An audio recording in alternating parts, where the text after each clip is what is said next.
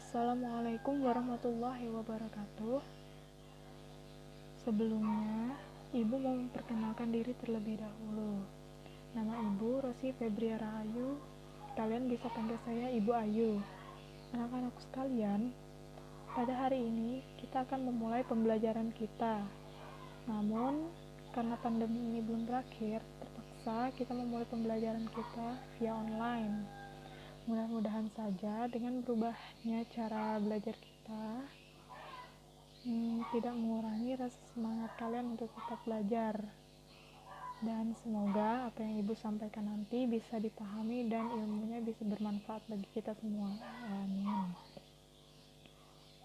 Langsung saja ya, materi kita pada hari ini berjudul Lebih Dekat dengan Allah Subhanahu wa Ta'ala, yang sangat indah namanya. Pada buku Pendidikan Agama Islam dan Budi Pekerti yang sudah dibagikan kemarin, kalian buka halaman 3. Kalian langsung buka halaman 3.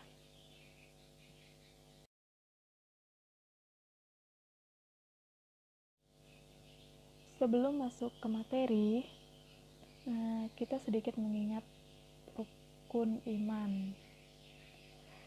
Seperti yang kita ketahui bahwa rukun iman itu ada 6. Kalian pasti hafal kan? Atau paling tidak kalian ingat apa saja rukun iman itu. Meskipun kadang urutannya tertukar-tukar. Baca sama-sama ya. Rukun iman itu ada 6, yaitu 1. Beriman kepada Allah Subhanahu wa Ta'ala. 2. Beriman kepada malaikat. Yang ketiga, beriman kepada kitab Allah. 4. Beriman kepada Rasul Allah. 5. Beriman kepada hari akhir. Dan 6. Beriman kepada qada dan qadar. Sesuai dengan materi kita pada hari ini, maka kita akan membahas tentang rukun iman yang pertama, yakni beriman kepada Allah Subhanahu wa Ta'ala. Iman kepada Allah Subhanahu wa Ta'ala. Secara bahasa, iman artinya percaya, sedangkan menurut istilah sesuai dengan hadis Rasulullah Shallallahu alaihi wasallam, iman berarti percaya dan meyakini dengan sepenuh hati, mengucapkan dengan lisan dan membuktikan dengan perbuatan.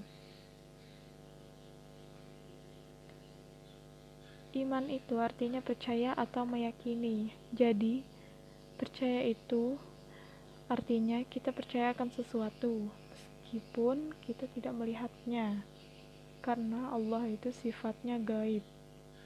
Ketika kita sudah mempercayai atau meyakini dengan sepenuh hati, maka kita juga harus mengucapkannya dengan lisan. Maksudnya, ketika kita sudah meyakini bahwa Allah itu Tuhan kita, maka diucapkanlah 2 kalimat syahadat yang berbunyi asyhadu an la ilaha illallah wa asyhadu anna muhammadar rasulullah.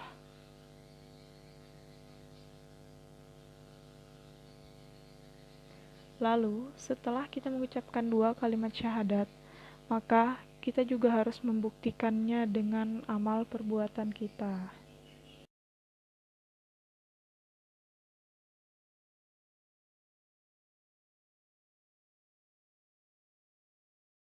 Namun, beriman kepada Allah bukan hanya dilafazkan dalam hati saja, melainkan melalui perbuatan nyata.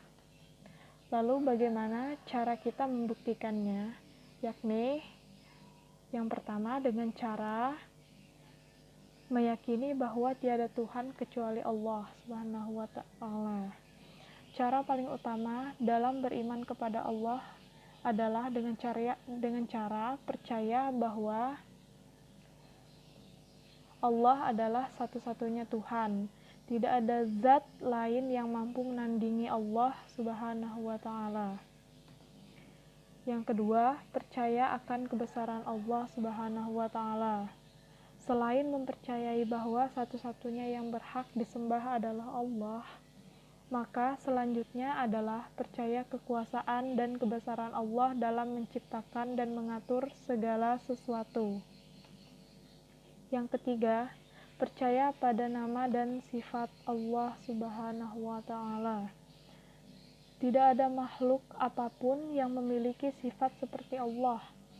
Hanya Allah lah yang memiliki nama dan sifat yang menjadi miliknya. Yang keempat, percaya bahwa Rasul adalah utusan Allah.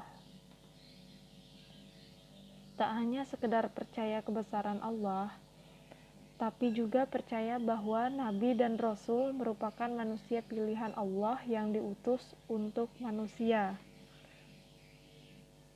Yang kelima, menjaga sholat dan ibadah wajib lainnya. Tidak ada bukti keimanan yang lebih kuat dibandingkan dengan menjaga sholat 5 waktu, serta ibadah wajib lainnya. Hal ini termasuk ke dalam tauhid uluhiyah, yang juga menjadi cara beriman kepada Allah Subhanahu wa Ta'ala. Yang keenam, memohon hanya kepada Allah. Orang yang beriman hanya meminta pertolongan pada Allah semata. Tidak ada makhluk apapun yang mampu menolong selain Allah Subhanahu wa Ta'ala. Dan yang ketujuh, berbakti kepada orang tua.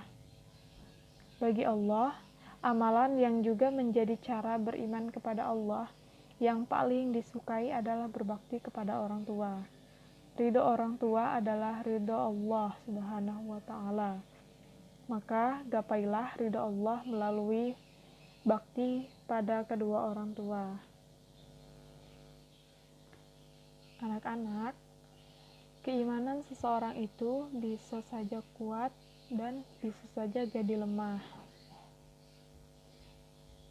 Bisa bertambah dan bisa juga berkurang. Nah, untuk bisa meningkatkan keimanan kita kepada Allah Subhanahu wa Ta'ala adalah dengan memahami nama-namanya yang baik dan indah, yang sering kita sebut dengan Asmaul Husna. Bagi mayoritas masyarakat Muslim, nama Asmaul Husna sudah tidak asing lagi bagi kita, sebab Asmaul Husna sering dijadikan sebagai sholawat atau syair-syair, hingga dijadikan sebagai doa setelah selesai sholat dengan mengharapkan sesuatu yang baik. Makna dari Asmaul Husna itu sendiri, secara bahasa, Asmaul Husna berarti nama-nama yang indah dan baik. Dan secara istilah, Asmaul Husna berarti nama-nama yang baik lagi indah yang hanya dimiliki oleh Allah Subhanahu wa Ta'ala sebagai bukti keagungannya. Rasulullah Shallallahu Alaihi Wasallam menjelaskan bahwa Asmaul Husna berjumlah 99 nama. Dan barang siapa yang menghafalnya, maka Allah Subhanahu wa Ta'ala akan memasukkan ke dalam surganya. Asmaul Husna sebagai kumpulan 99 nama Allah Subhanahu wa Ta'ala yang terdapat di dalam Al-Quran dan diyakini memiliki makna yang sangat dalam, di mana apabila kita mengamalkannya, baik itu ketika Asmaul Husna itu dijadikan sebagai doa atau dipercaya akan memberi manfaat dan khasiat yang luar biasa. Namun, tentunya kita harus menyertainya dengan niat ikhlas semata-mata karena Allah Subhanahu wa Ta'ala. Keistimewaan dari bacaan Asmaul Husna ini terdapat dalam Al-Quran. Allah Subhanahu wa Ta'ala mengenalkan Asmaul Husna pada Quran Surah Al-A'raf surah ke-7 ayat 180 yang artinya, dan Allah Subhanahu wa Ta'ala memiliki Asmaul Husna, nama-nama yang terbaik. Maka bermohonlah kepadanya dengan menyebut nama-namanya yang baik itu, dan tinggalkanlah orang-orang yang menyalah artikan nama-namanya. Mereka kelak akan mendapat balasan terhadap apa yang mereka kerjakan. Nah, jadi apabila kita berdoa, memohon sungguh-sungguh kepada Allah dengan menyebut nama-namanya yang baik itu, maka kelak kita akan dimasukkan ke dalam surganya Allah. Namun apabila kita menyalahartikan nama-namanya, maka suatu saat kita akan mendapat balasan atau ganjaran terhadap apa yang kita lakukan atau kita kerjakan. Ya, mungkin untuk minggu ini sekian, kita akhiri pembelajaran ini dan kita akan lanjutkan minggu depan. Materi yang akan kita bahas minggu depan yakni tentang Asmaul Husna. Pada bab 1 ini kita hanya membahas 4 Asmaul Husna ya, yaitu Al-Alim, Al-Khabir, As-Sami, dan Al-Basir. Untuk tugas minggu ini, kalian buka halaman 14 di soal uraian nomor 1 dan 2. Lalu kerjakan dan kirim tugas kalian melalui WhatsApp saya atau WA saya ya. Kita akhiri pertemuan pada minggu ini.